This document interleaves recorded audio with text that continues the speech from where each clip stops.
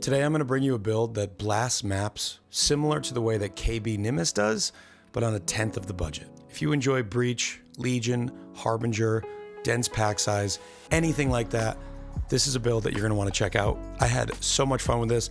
I'm not sure if I'm even done with it, but I wanted to get a video out because so many people were asking me for a guide into PoE. So let's get into it. This is going to be a fun one. This is Power Siphon Chaos Crit Deadeye. Power Siphon is an incredibly powerful gem in that it has really strong built-in characteristics that help you scale critical strike and critical strike multiplier. At base, Power Siphon gives 10% more critical strike chance per power charge. At 10 power charges, which we easily achieve, that is 100% more crit chance. So it's trivial to get to 100 and way over. It also gives you 30% multi per power charge. So at 10 power charges, that's 300 critical strike multiplier. These are phenomenal stats and easily catapulted up the ranks of attack skills. Power Siphon also comes with a built-in culling strike, effectively a 10% more damage multiplier. The one downside of Power Siphon is that it can't be used with barrage, and single target is a problem on wand skills. In order to solve this, we use the new support gem Sacred Wisps. This provides a really nice single target buff, as well as providing a lot more hits for our wither generation. This build gets a ton of wither really quickly. Sacred Wisps have two functions. One, when you're just mapping and there's no rares or uniques nearby, each one of them has a 25% chance to go off, basically giving you a 50% chance to fire an extra set of projectiles out. However, that chance increases to 50% for each wisp when you are firing at a rare or unique. So 2 wisps, 50% chance, that's effectively 1 extra attack per attack when there's a rare or unique nearby, but they deal 51% less damage. Effectively, all of this equals 49% more damage on single target, which is a phenomenal support gem. But it doesn't just give us more damage, it gives us more hits. More hits equals more wither stacks, and we can more quickly ramp up our damage. Wither provides a ridiculous amount of increased damage taken by enemies, so stacking that up to 15 as quickly as possible is going to make you do a lot more single target. I've chosen Deadeye for speed and projectiles and clear because I didn't really want to make a bosser out of this. And even though our damage numbers are pretty good, I really wouldn't use this for anything outside of juice mapping. It's very good at that. It can do invitations, but if you do that, you're going to want to focus more on getting more damage than I did. This build has a ton of cool interactions that I'm going to go through when I'm looking at the PoB and the character. So if you are interested in this build, do not just grab the PoB and go play it. Please make sure that you watch so you understand how the skill functions and how to best scale the damage. Also, please don't grab the PoB and tell me that it doesn't look very tanky based on the EHP numbers. Most of our defense comes from something that can't be shown in PoB, so stick around. Okay, here we have level 97 arrow farm scarabs. Basically, I put this build together because I wanted to just blast maps and farm a ton of scarabs, and I have done just that. I have probably a couple thousand at this point. This build easily pushes maps 2 days, 7 hours, where you're halfway to level 98. It does die from time to time because I tend to push the altars pretty hard. Pretty much the only time I die now is when I give myself, minus 100 fire res and enemies get fizzes extra fire, and then I get one shot by pretty much anything, of course. Outside of that, this build is actually really tanky. Let me explain why. So, the Graven's Secret Belt. This is something that is not necessarily new technology, but it is one of my favorite things in the entire game right now. I love power charge stacking, and this takes power charge stacking and finally gives us a defensive mechanic. This belt enables absorption charges. Those absorption charges allow you to take elemental damage and recoup it as energy shield. Each charge is 15%, so at 10 charges, it is 150% elemental damage taken recouped as ES. That is effectively 50% more recoup than the Stasis Prison provides for life, and that is considered one of the best defensive chests in the game. The problem with recoup, I believe, is that it doesn't show up in PoB as a EHP layer, therefore nobody thinks it's that good. And I promise, this will make you feel so incredibly tanky, you just have to build around it properly. So 1, you need a high enough life pool where you don't get one shot. If you get one shot, recoup doesn't do anything. Consider this to be a Defiance of Destiny type layer of defense, where it doesn't help with one shots, but if you're getting small incoming hits, you're basically going to get healed by it. So we have 150% of elemental damage taken recouped as ES.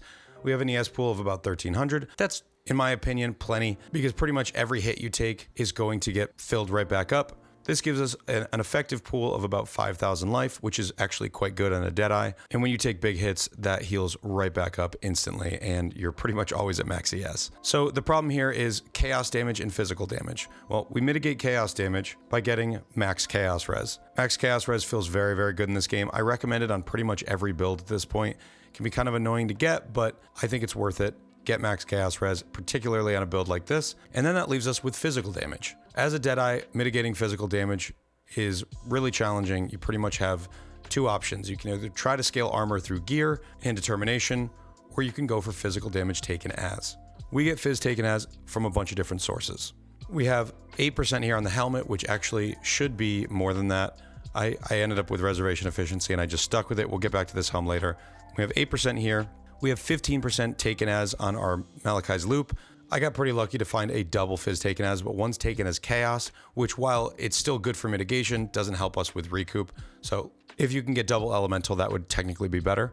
We get phys taken as from our lethal pride. I think I only have one. We have Purity of Elements, Fizz taken as. We get 12% here. You can get a double if you can afford it. So I think that leaves us at about 40% of Fizz taken as. I also recommend getting a Taste of Hate and replacing this Quartz Flask. That was my original plan and I never ended up doing it. Not too late. That would take you to 55, and then getting the Implicit on the helmet would take you, I think, to 62 or 63%. I don't think we have any other sources. But that's a lot of physical damage taken as. Not only does that provide you great physical mitigation, but it gives you a bunch more recoup for your Graven Secret belt. So just to cap this off, in order to use this belt, you have to use the Ralakesh and Patience boots. It is mandatory. You can't get power charges and absorption charges in any way unless you use these boots. I know, another Ralakesh boot build. However, this interaction is far too powerful not to take advantage of on a Power Siphon build, so we use the Ralakesh boots. That also enables us to use the Malachai's loop, which is incredibly powerful. This build gets spell damage converted to attack damage from the Wand Mastery, so this is 150% increased attack damage on this, as well as +2 power charges. It's a super strong interaction. Let me quickly pause to talk about how Power Siphon works with Fury Valve. Fury Valve says modifiers to number of projectiles instead apply to the number of targets projectiles split towards. So when you look at Power Siphon, it says fires a projectile at up to 8 targets. This wording was changed 2 leagues ago so that it no longer fires additional projectiles at targets. It fires 1 projectile at up to 8 targets if they are available and in the area. So we get auto targeting. You don't need a Nimis. And then the downside of Fury Valve, which is modifiers to number of projectiles instead apply to splits, which used to make it so 1 projectile would split some number of times. You now get all 8 of your projectiles from Power Siphon splitting with additional projectiles added. So we get 2 from this amulet, we get 2 additional projectiles from the Deadeye. That means all 8 of our projectiles split 4 times. So let's look at this. We'll just do 1 projectile. Effectively what happens is we fire 1 projectile at each enemy in the area up to 8. So it's going to fire at all 8, but we're just going to track 1 projectile so you can understand how crazy the clear is on this build. Each projectile will do something like this. It'll go out to a target automatically. It'll aim right at them and hit them. Once it hits that target, it is going to split 4 times. Split is similar to Power Siphon's auto aim mechanic in that it will target an enemy. So it will split. Let's make this a different color. It will split to 4 different targets. So that 1 projectile turns into 4. Now we have Deadeye's chain, where each one of these projectiles will chain to another target. This is from 1 projectile, so you can multiply all of this happening times 8 if there are enough enemies in the area. On top of that, you have 2 little buddies with you who also do all of these things half the time if there's a rare nearby, which while you're mapping, there almost always is. So every time you attack, you're getting this number of hits, potentially 3 times. Oh, and I almost forgot. All of these projectiles will then return to you, piercing all enemies they hit on the way back, resulting in an absurd amount of coverage.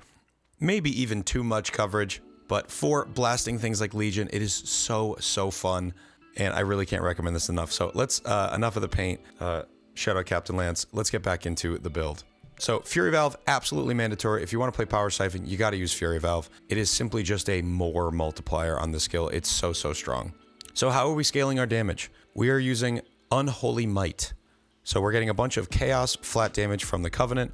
we're getting Chaos Flat from our wand, and we're also getting physical damage from our wand. Unholy Might was changed this league to now say, instead of Fizz as extra, you get 100% of Fizz converted to Chaos and 25% chance to apply Withered on hit. With all the number of hits that we get, it is trivial to keep up Wither stacks, as well as always have full Chaos uptime.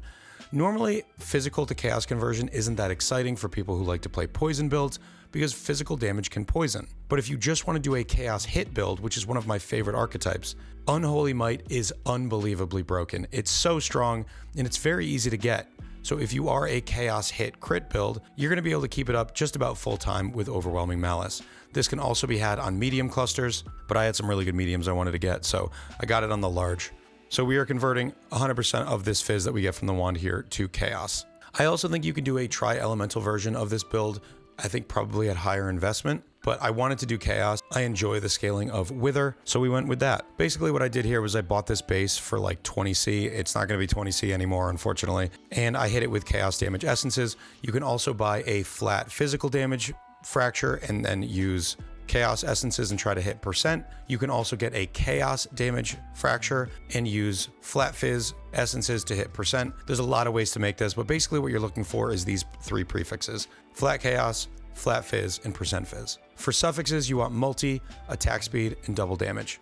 I hit these suffixes with the prefixes, so I just said, forget it. I'm not going to try to make this any better. I decided maybe I would eventually try to Veiled Orb off that burning damage, but I never even got to that point, and I decided I just wanted to make the video. So your third suffix would definitely be double damage, crafted or veiled. So that's where all of our flat comes from. And then after that, you're basically just scaling attack speed. So this helmet should have a power charge on it. That was the original goal, was to make a power charge helmet in the graveyard. I never really figured out the best way to do it, so I never ended up making the helmet. You can also go for a Warlord helmet, but the minus mana cost of attacks is pretty important. Mana is definitely an issue on this build. So let's talk about that for a little bit. One of the things that happens when you run out of mana is you default attack. Default attacking will make you fire one projectile in the way that you're aiming. And because you normally don't need to aim with this skill, if you're not aiming at an enemy, you won't leech mana back. So basically, I've just kind of adapted my playstyle to aiming at enemies, kind of, to make sure that even if I run out of mana, I still default attack and I will start leeching again. But really what I should have done was got -7 on this ring here. The Death Rush is really nice. I honestly think it might be better to replace this and also get minus mana cost here. Adrenaline is incredible damage for mapping, but it doesn't help on bosses, and you could get a good healthy chunk of damage here from a Iolite ring with a chaos damage suffix and make up for a lot of the damage loss of adrenaline. We're currently at 44 mana per cast. We leech a ton, but it is 44 mana, so maybe even a Clarity minus mana cost Watcher's Eye. You're probably going to want to do something. I think people will find the mana issue annoying in a way that I didn't really mind it. So if you are annoyed by it, go for minus mana cost on both your rings, drop the Death Rush. That will make gearing so much easier, and try to get that mana cost down as much as possible. Also, the more you get the mana cost down, you won't need that you won't need the mana reservation efficiency of skills, and then you can just go for more Fizz taken as. So the helmet, you definitely want to get power charge, reduce mana cost, and Fizz taken as, and then whatever life and resists. I grabbed this lion pelt, I bought it as is, but I actually recommend getting either a hybrid base or an energy shield base to get a bigger ES pool. So this ring effectively just solves a few problems for us. This is a really bad ring. I needed accuracy, I needed strength, and it's got like evasion and ES and life on it. I have a different version down here for the one that I was using when I played with a Headhunter, which, let me briefly talk about Headhunter on this build. If you drop the Graven Secret, you will lose a significant amount of tankiness. It does not feel as good to play with a Headhunter until you get a bunch of buffs, and then it feels great. Obviously, Headhunters are great, but I actually don't think I recommend using the Headhunter. I have some gameplay at the beginning that shows with and without Headhunter. It honestly doesn't feel that much different. I played with this build for 4 days with no Headhunter. I bought it and I did maybe 40 maps with the Headhunter. I don't think it's worth it. I think the best thing about this build is how cheap it is to put together. So adding in, 40, 50 divines, whatever this costs, just isn't worth it. We also use Void Manipulation, which means we don't get a lot of the Fizz's extra mods from Headhunter, so I really just don't think I recommend getting it at all. Malachi's Loop we talked about. Fury Valve, just a quick note on the additional curse. If you can't get one with additional curse, they were like 3 divines. You can just drop a few points. These points become pretty bad once you get your crit capped, so you could drop Disintegration and the Connector, and then you can honestly drop one of these Frenzy charges. They're not very good. It's just a little bit more attack speed and damage. You could also drop some life if you feel like you have plenty of tankiness. So the Relikish boots, these were 17 divines when I bought them like 5-6 days ago, I think, at this point, and they're now 2 divines. So this build now costs in its entirety about what I paid for the boots. I would honestly say you could put together exactly what I have for 20 divines or less. I have no corruptions on my Covenant. I have a very simple corruption on the Graven Secret. There's a lot of options here.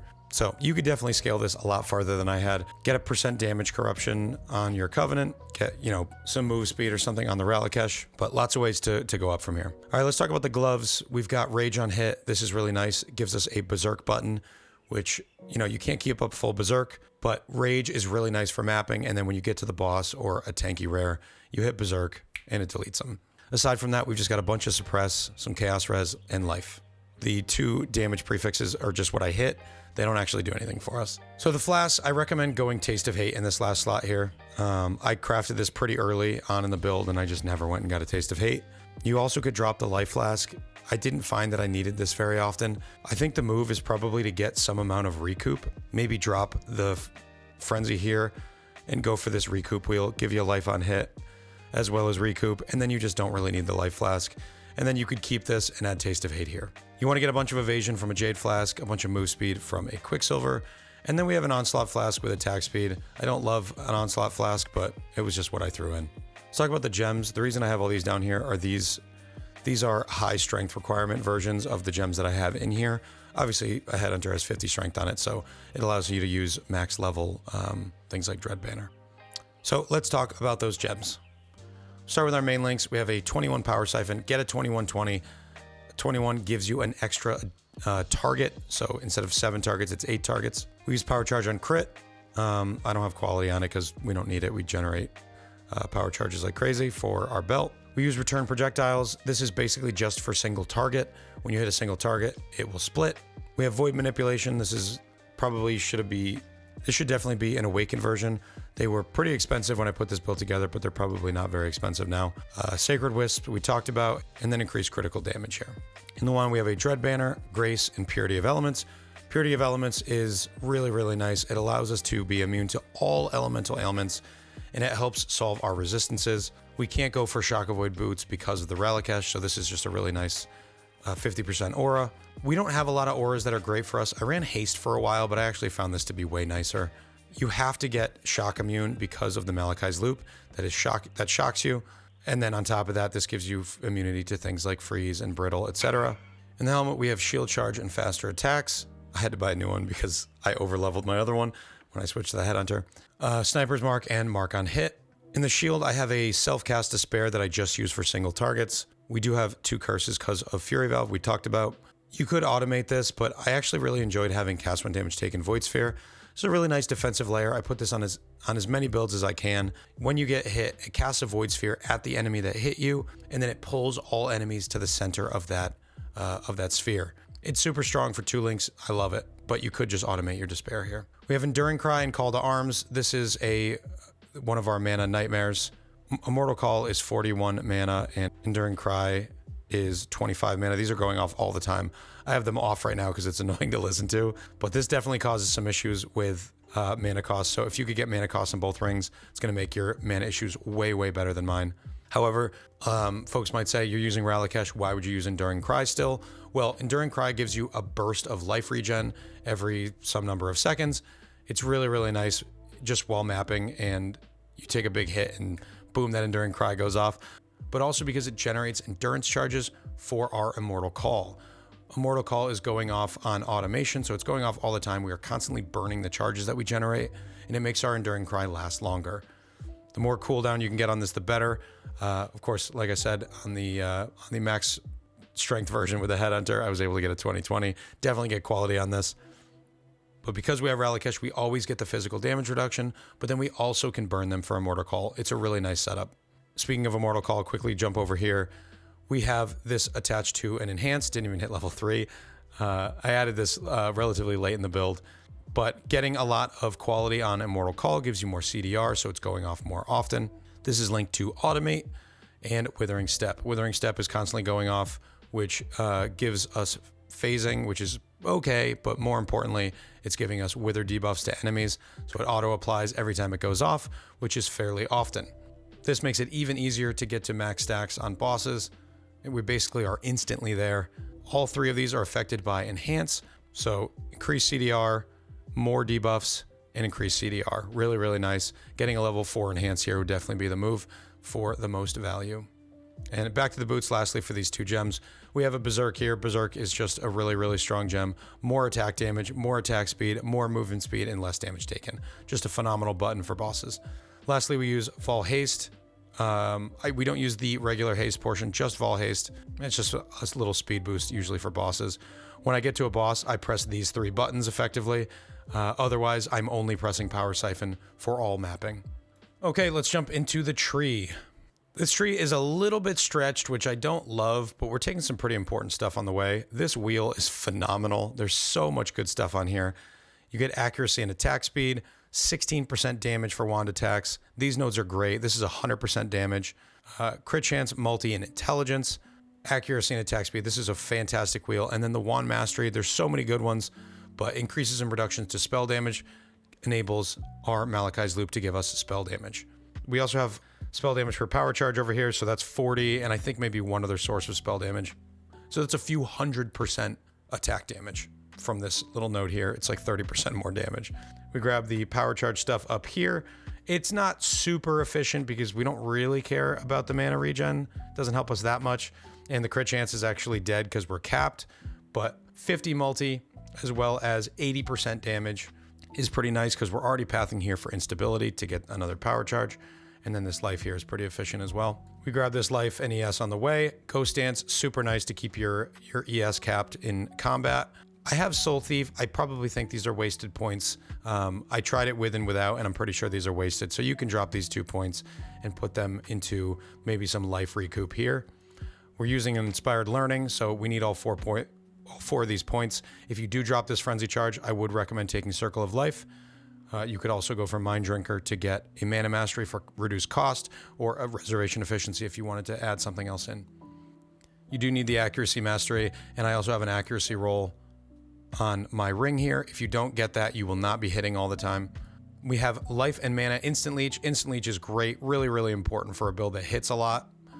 This is really nice to give us a bunch more damage as well as increase our evasion chance against tanky enemies, as well as the Mark Mastery for no regen. You could also do marked enemies can't deal crits, but there's a lot of good stuff here on this mastery. We path all the way down here to Point Blank. The reason we do Point Blank is Power Siphon has a limited range where it will target, so you're always pretty close to enemies, and I tend to face tank bosses on this build because of the recoup. It doesn't really matter.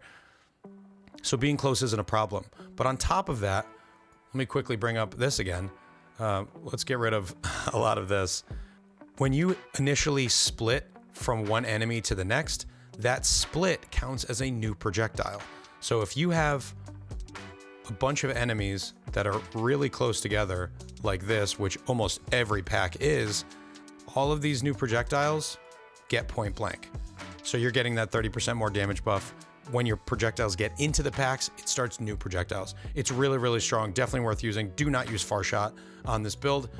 Even though it looks really nice, if you put Far Shot on your damage calculator in PoE, it's going to seem like a lot of damage, but you don't want it. I know that does reduce our damage from Return Proj, but there really just wasn't a better 6th link to use there. So Point Blank is the way to go here.